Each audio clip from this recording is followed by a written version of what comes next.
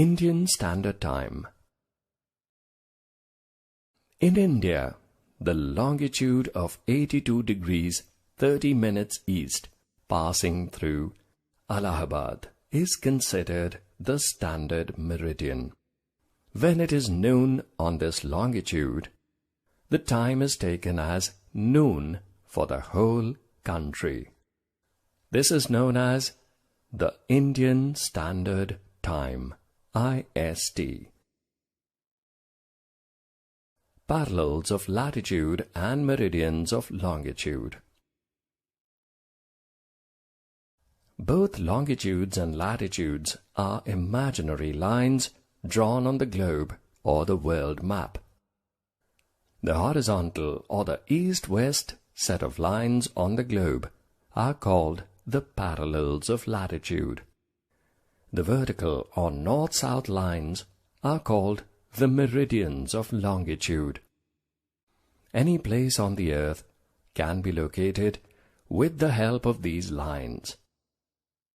In drawing these imaginary lines, we use the North Pole and the South Pole as two basic points of reference on the surface of the earth.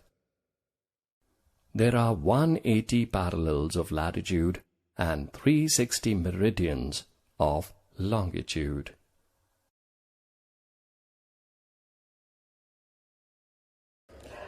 Allahabad का खुसरो बाग दुनिया में मशहूर है, लेकिन उसके अंदर जो ख़ज़ाने हैं उसके बारे में कुछ कम ही लोग जानते हैं। इलाहाबाद के बाहर सबसे वहाँ के ऊपर 3 मकबरे हैं। सबसे पहला मकबरा जहांगीर की बीवी मानबाई, जो कचवाहा शहजादी थीं और अम्बेर के राजा भगवत दास की बेटी थीं। उनको शाह बेगम का खिताब दिया था जहांगीर ने जब उनका बेटा खुसरो मिर्ज़ा पैदा हुआ था। मानबाई कभी इस बात के ऊपर अपने आप को रेकनसाइल नहीं कर पाई कि खुसरो ने बगावत की जहांगीर के ख़िलाफ़। खुसरो मिर्ज़ा शहज़ादे अकबर के बहुत चहीते थे और अकबर के इंतकाल के बाद उन्होंने जहांगीर से बगावत की। जहांगीर अपने मेमोयर्स में लिखते हैं, At a time when I had gone hunting on Zil Hajj 26th 1013 Hijri, that is May 6, 1605, she in her agitation swallowed a quantity of opium and quickly passed away. It is as if she had foreseen this behavior of her unworthy son. Manbai का मकबरा मेमपुर बाग में बना, जिसको आप खुसरो बाग कहते हैं, और क्योंकि वो राजपूत थी इसलिए इनका जो मकबरा है वो बिल्कुल राजस्थानी स्टाइल से बना है, जैसे पंचमहल है फतेहपुर सीकरी में। ये चुनार पत्थर का बना है और इसको डिज़ाइन आका रज़ा ने किया था, जो जहांगीर के चीफ आर्किटेक्ट थे। 3 मंजिला मकबरा है ये, और उस सबसे ऊपर जो है एक बहुत ही खूबसूरत संगे मरमर का सेनोटाफ है। सेनोटाफ जो होता है वो एक निशान होता है कब्र का, कब्र नहीं होती है। और उसके ऊपर जो कैलीग्राफी है वो मीर अब्दुल्ला मुश्किन कलम, जो जहांगीर के चीफ कैलीग्राफर थे, खुशनवीस, उनकी की हुई है। अगर आप देखें तो बहुत ही खूबसूरत और बहुत ही नफीस खुशनवेजी है इसके ऊपर। इसके बगल में और भी 2 कब्रें हैं, 2 मकबरे हैं बहुत ही आलीशान। एक तो उनकी बेटी का है, जिसने ये बेटी ने ही ये तीनों मकबरे बनवाए, और तीसरा सबसे आखिर में जो मकबरा है वो खुसरो का खुद है, खुसरो मिर्ज़ा का। और इस बाग से बहुत कहानियाँ जुड़ी हुई हैं, ख़ास तौर से 1857 में जब मौलवी लियाकत अली ने यहाँ के ऊपर अपनी हुकूमत चलाई थी। तो इस बाग की कहानियाँ बहुत हैं और ये बाग देखने लायक है। इस बाग में आप जाएं तो ये मकबरे वैसे तो बंद रहते हैं, इजाज़त लेने से ही खोले जाते हैं, और अंदर इतनी खूबसूरत पेंटिंग और चित्रकारी है, ख़ास तौर से बीच के मकबरे में जो उनकी बेटी का है निसार बेगम का, कि वो देखना ही बनता है। लगता है कि आदमी चकाचौंध हो जाएगा अंदर उस खूबसूरती से। ज़रूर देखिएगा।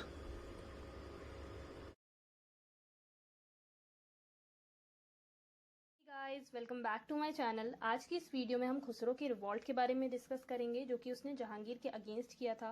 तो चलिए स्टार्ट करते हैं। प्रिंस खुसरो जहांगीर का सबसे बड़ा बेटा था जिसका बर्थ 1587 में हुआ था जहांगीर की राजपूत वाइफ मानबाई से। प्रिंस खुसरो बहुत ही हैंडसम और इंटेलिजेंट था। उसकी पर्सनैलिटी बहुत ही ज़्यादा अट्रैक्टिव थी और कॉमन पीपल भी प्रिंस खुसरो को सपोर्ट करते थे। तो प्रिंस खुसरो की बहुत ही इंपॉर्टेंट पोजीशन थी कोर्ट में। अकबर के बहुत सारे नोबल्स और रिलेटिव्स अकबर की डेथ के बाद जहांगीर की जगह खुसरो को गद्दी पर बैठाना चाहते थे। राजा मान सिंह जो कि खुसरो का सपोर्टर था, उसे जहांगीर के थ्रू कुछ प्रॉब्लम फेस करनी पड़ी थी, इसलिए वो अकबर की डेथ के बाद अपने नेफ्यू खुसरो को लेकर बंगाल चला जाता है। फिर जहांगीर प्रॉमिस करता है कि वो इन दोनों को माफ़ कर देगा। फिर खुसरो और मान सिंह बंगाल से वापस आते हैं और इन दोनों का कोर्ट में बहुत ही अच्छे से वेलकम किया जाता है। जहांगीर खुसरो को रहने के लिए सेपरेट अपार्टमेंट देता है, जिससे खुसरो को रियलाइज़ होता है कि उसके फादर ने उसे माफ़ नहीं किया है। एक्चुअल में जहांगीर ने अपने बेटे को दिल से माफ़ नहीं किया था। जहांगीर खुसरो के फ्रेंड्स और उसके क्लोज रिलेटिव से बहुत ही रूड बिहेव करता था। इससे खुसरो बहुत ही ज़्यादा परेशान हुआ और वो फोर्ट से जाने की प्लानिंग करने लगा। 6 अप्रैल 1606 में खुसरो फोर्ट से चला जाता है। अपने साथ वो 350 हॉर्समैन लेकर जाता है और वो जहांगीर से ये बोलकर जाता है कि वो अपने ग्रैंडफादर अकबर की कब्र पर जा रहा है। हुसैन बेग अपने सोल्जर्स के साथ खुसरो को मथुरा में ज्वाइन कर लेता है। फिर खुसरो दिल्ली की तरफ जाता है। खुसरो रास्ते में शाही खजाने को लूटता है जिसे आगरा भेजा जा रहा था। फिर बहुत सारे सोल्जर्स खुसरो को ज्वाइन कर लेते हैं। फिर जहांगीर का पीएम शरीफ खान जहांगीर को खुसरो की एक्टिविटीज़ के बारे में बताता है। जहांगीर अपने बेटे की इन एक्टिविटीज़ से बहुत ही ज़्यादा शॉक्ड हो जाता है। जहांगीर अपने पीएम को ऑर्डर देता है कि वो जहांगीर का पीछा करे, लेकिन फिर जहांगीर अपने माइंड को चेंज कर लेता है और शरीफ खान को खुसरो को पनिश करने का ऑर्डर देता है। जहांगीर अपने बेटे से बहुत ही ज़्यादा परेशान हो जाता है और फिर वो अपने बेटे की आर्मी को फेस करने के लिए खुद ही आगे बढ़ता है। खुसरो लाहौर के फोर्ट को कैप्चर नहीं कर पाता है और फिर खुसरो की आर्मी और जहांगीर की आर्मी में बैटल होता है भैरोनवाल में। भैरोनवाल जगह का नाम है। खुसरो पूरी तरह से हार जाता है। फिर खुसरो के सपोर्टर्स उसे इंडिया छोड़ने के लिए एडवाइस देते हैं, लेकिन जब वो जाता है तो रास्ते में ही उसे पकड़ लिया जाता है और जहांगीर उसे जेल में डाल देता है।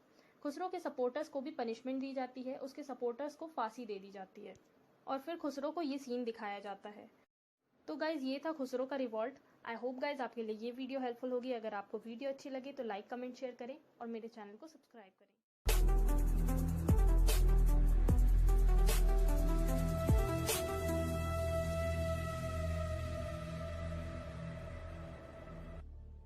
வணக்கம். சரித்திர சம்பவங்கள்ல நான் உங்கள் உதய் UDHAY. இன்னைக்கு நம்ம யாரை பத்தி பார்க்க போறோம், இந்த சரித்திர சம்பவங்கள் வந்து யாரை பத்தி சொல்ல போகுது அப்படின்னு பாத்தீங்கன்னா, பழைய காலத்துக்கு நம்ம போறோம். வரலாறு சம்பந்தப்பட்ட பழைய காலங்கள், ரொம்ப பழைய காலங்கள் எப்படின்னா அக்பர் அவங்க காலகட்டங்களுக்கு நம்ம போறோம். ஸோ அந்த காலகட்டங்கள்ல வந்து நீங்க எதிர்பாராத ஒரு விஷயம், இன்னைக்கு நம்ம வந்து சீக்கியர்களை பார்க்குறோம். நிறைய ஆர்மிஸ்ல கூட சீக்கியர்கள் வந்து ரொம்ப வீர தீரமானவங்க அப்படின்னு நம்ம பார்த்துருக்கோம். ஸோ அந்த காலகட்டங்கள்ல அக்பருக்கு அடுத்து அந்த ஆட்சியை, முகலாய ஆட்சியை இது பண்ணவர் யாருன்னா ஜஹாங்கீர். அவங்க காலகட்டங்கள்ல சீக்கியர் எப்படி இருந்தாங்க, ஏன் இப்போ வந்து இவ்வளவு வீர தீரமா இருந்தாங்க அப்படிங்கிறதுக்கான காரணங்களை இப்ப நம்ம கண்டறிய போறோம். எப்படி இவ்வளவு சாதாரணமா இருந்தவங்க இவ்வளவு வீரமிக்கவங்களா மாறினாங்க அப்படிங்கிறதையும் நம்ம தெரிஞ்சுக்க போறோம். சரி, நமக்கு அந்த காலகட்டங்களுக்கு போலாம். என் கூட அப்படியே டிராவல் பண்ணுங்க. ஃபர்ஸ்ட், அக்பருக்கு அடுத்து அந்த இதை வந்து ஜஹாங்கீர் மன்னர் இது பண்ணாரு. அந்த ஆட்சியை வந்து ஓரளவு நல்லாவே நடத்திட்டு இருந்தாரு. பல குறைகள் இருந்தாலும் மக்கள் திருப்தி அடைகிற அளவுக்கு நடத்திட்டு இருந்தாரு. அவரோட பையன் குஸ்ரோ, அவருக்கும் அவங்க அப்பாவுக்கும் ஏற்பட்ட மனஸ்தாபங்கள் மூலமா அவர் வந்து தப்பிச்சு போயிடலான்னு சொல்லிட்டு தப்பிச்சு போயிருக்காரு. தப்பிச்சு போனவருக்கு ஒரு சீக்கிய மத குரு, அவர் பேர் வந்து அர்ஜுன் சிங், அவர் வந்து ஒரு ஹெல்ப் பண்ணிருக்காரு. என்ன ஹெல்ப் பண்ணிட்டாரு அப்படின்னு பாத்தீங்கன்னா, ஒரு 5000 ரூபாய் காசு கொடுத்துருக்காரு.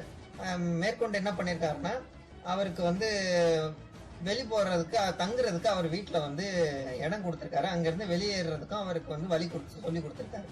ஸோ இதை சொல்லி கொடுத்ததுனால ஜஹாங்கீர் வந்து கோவப்பட்டார். என்னன்னா, குஸ்ருவையோ ஒரு ராஜ துரோகின்னு நாங்க அனுபவிச்சிருந்தோம், நீங்க வந்து அவரை கூப்பிட்டு உங்க வீட்டுல தங்க வச்சிருக்கீங்க, 5000 ரூபாய் காசுலாம் கொடுத்துருக்கீங்க, அதை எப்படி நீங்க கொடுக்கலாம் அப்படின்னு சொல்லிட்டு இவரை கூப்பிட்டு விசாரணை நடக்குது.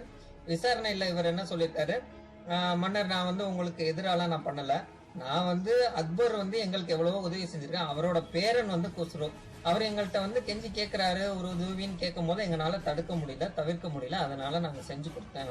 மற்றபடி உங்களுக்கு எதிராக செய்யணும்னு நான் எதுவுமே செய்யல, இதுதான் உண்மை அப்படின்னு சொல்லியிருக்காரு. சரி போகட்டும், நீங்க ஒரு 1.5 லட்சம் ரூபாய் ஃபைன் கட்டிட்டு போங்க அப்படின்னு சொல்லிட்டு கூலா சொல்லியிருக்காரு ஜஹாங்கீர். ஆனா அதுக்கு அவர் சொன்ன அந்த பதில் தான் இன்னைக்கு சீக்கியர்கள் வந்து இவ்வளவு வீரத்தனமா இருக்கிறதுக்கு ரீசன். அப்படி அவர் என்ன பதில் சொன்னாருன்னா, நான் எதுக்கு உங்களுக்கு வந்து ஃபைன் கட்டணும், என்னால கட்ட முடியாது, நான் ஒரு உதவிதான் செஞ்சேன், அவர் வந்து எங்களுக்கு எவ்வளவோ அவரோட தாத்தா செஞ்சிருக்காரு, அதுக்கு நான் கைமாறு செஞ்சேன், அவ்வளவுதான், இது வந்து ஒரு குற்றம்லாம் சொல்ல முடியாது அப்படின்னு சொன்னோன்னா அதுக்கு ஜஹாங்கீர் கொடுத்த தண்டனை என்னன்னா, அந்த அர்ஜுன் சிங் அவருக்கு வந்து மரண தண்டனை கொடுத்தார். ஸோ இந்த சம்பவம் நடந்ததுக்கு அப்புறம் பல பேர் அவங்க மேல ரொம்ப கோவப்பட ஆரம்பிச்சிட்டாங்க. என்ன கோவம்னா வந்து, எப்படி வந்து ஒரு மத குருவை வந்து நீங்க கொலை பண்ண துணிஞ்சிங்க, எப்படி அவருக்கு தண்டனை கொடுக்க துணிஞ்சிங்க அப்படின்னு சொல்லிட்டு சீக்கியர்கள் எல்லாம் அன்னைக்கு வந்து ஒரு வீரமா செயல்பட ஆரம்பிச்சாங்க. ஒரு குருவா வந்து இப்படி செஞ்சுட்டாங்க அப்படின்னு சொல்லிட்டு குரு மேல உள்ள பாசத்துல வீரமா வெளிப்பட ஆரம்பிச்சாங்க. இன்னைக்கு பல இடங்கள்ல வந்து சீக்கியர்கள் வந்து ரொம்ப தீர்க்கமாவே இருக்காங்க, ரொம்ப ரொம்ப பெருமையா சொல்லிக்கிற அளவுக்கு பயங்கரமான விஷயங்கள் செஞ்சுட்டு இருக்காங்க. ஸோ இதுதான் வந்து பாத்தீங்கன்னா சீக்கியர்கள் வந்து எப்படி இந்த அளவுக்கு வீர தீரமானவங்க ஆனாங்க அப்படிங்கிறதுக்கு ஒரு முக்கியமான ரீசன். ஸோ வந்து இந்த சம்பவத்துல இருந்து நான் என்ன தெரிஞ்சுக்கிட்டேன் அப்படின்னா, ஒரு மன்னரை வந்து நம்ம வந்து என்ன வேணாலும் பண்ணிடலாம் இல்லை, மதகுருக்குன்னா அவங்களுக்குரிய மரியாதையை நம்ம கொடுக்கணும்.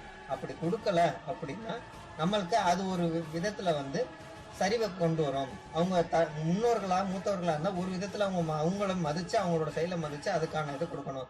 உங்களோட தனிப்பட்ட பகைக்காக யாரையுமே தண்டிக்க கூடாது அப்படிங்கறத தெரிஞ்சுட்டேன். ரெண்டாவது விஷயம் என்னன்னா, ஒரு சின்ன விஷயம் கூட ஒரு குறிப்பிட்ட தலைமுறையை மிகப்பெரிய வீர தீரமா மாத்த முடியும் அப்படிங்கறதையும் இதுல இருந்து தெரிஞ்சுக்கிட்டேன். சரி, இந்த வீடியோல இந்த சம்பவங்கள்ல இருந்து நீங்க என்ன தெரிஞ்சுக்கிட்டீங்க அப்படிங்கறத கீழே உள்ள கமெண்ட்ல கண்டிப்பா கமெண்ட் பண்ணுங்க. மேலும் இது பத்தின வேற யாராவது தலைவர்களை பத்தி அல்லது யாரையாவது பத்தி தெரிஞ்சுக்கணும், வரலாற்று சம்பவங்களை தெரிஞ்சுக்கணும் விருப்பப்பட்டீங்கன்னா கண்டிப்பா கீழே கமெண்ட் பண்ணுங்க. உங்களுக்காக நான் திரும்பி வந்து சொல்லுவேன் அதை பத்தி எல்லாமே.